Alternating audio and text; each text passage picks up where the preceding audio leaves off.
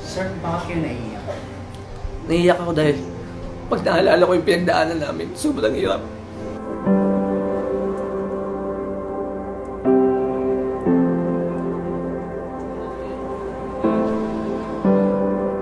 Dapat talaga surprise wedding ang mangyayari. Siguro, nahirapan siya kasi nasa ibang bansa siya eh. At nahirapan siya kaya sinabi niya rin sa akin. So ako naman nabigla kasi 2 months na lang bago niya sinabi sa akin. Tapos yun, masaya naman kahit pagod. Lalo na lang dumating siya.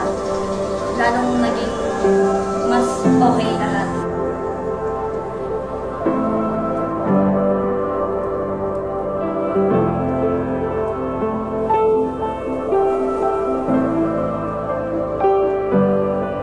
Sana pagkasal namin, lalo kami tumibay mag-asawa. Salamat sa Diyos dahil yun, talagang akin na talaga siya.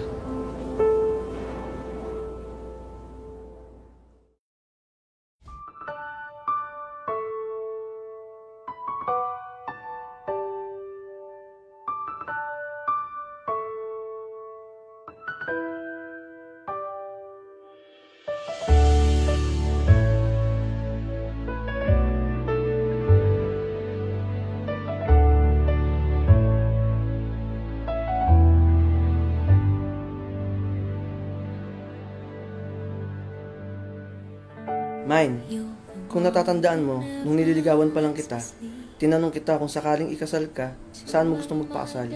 Ang sinabi mo sa akin, sa tabi ng swimming pool at maraming puno. Nung narinig ko yun, sabi ko sa sarili ko, uy, same kami ng wedding dream. Pero paano, sabi ko sa isip ko, wala naman ako ganung kalaking hawak na pera. Wala naman akong ganung trabaho para kumita ng ganung halaga. I am all alone without you. My days are dark without a glimpse of you. Kaya sabi ko sa sarili ko, basta, ganun dapat ang kasal namin. Kaya nung nakapag-abroad ako, sabi ko, ito na yung pagkakataon, pwede ko nang matupad ang wedding dream natin.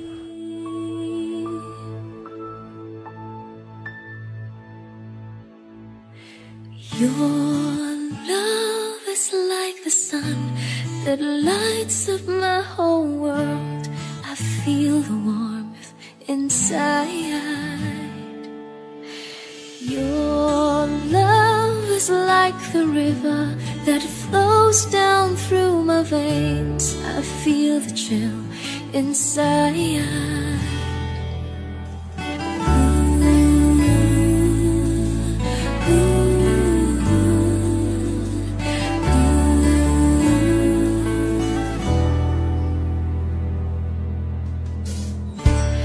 Gaano sa'yo mong ka-special yung araw na ito?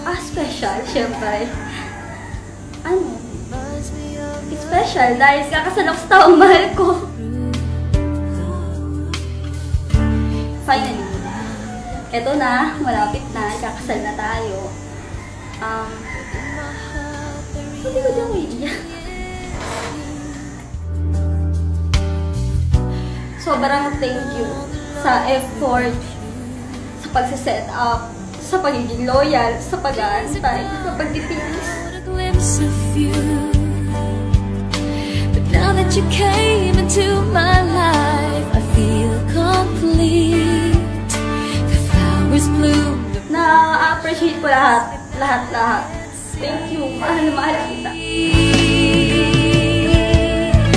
Your love is like the sun that lights up my whole world.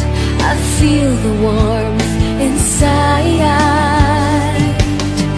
Your love is like the river that flows down through my veins. I feel the chill inside.